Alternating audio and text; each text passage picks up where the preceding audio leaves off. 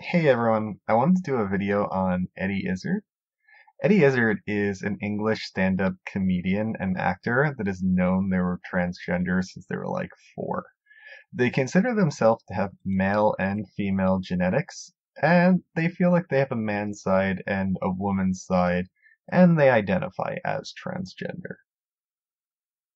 In the 90s, they stated that them dressing like a woman wasn't sexual or for performance.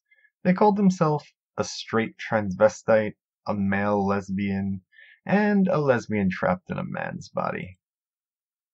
Now, before anyone lights a pitchfork on fire over anything they may have called themselves in the past, understand that almost 30 years ago, the language we have today to describe ourselves is language that either wasn't commonly known or possibly wasn't even used at that time.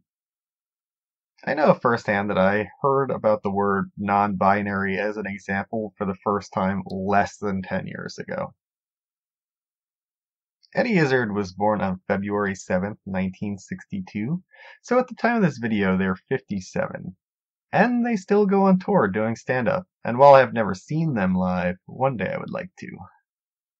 Some things I love about their comedy is a bit of it has to do with history, and I'm a pretty big fan of history. One of my degrees is actually in history.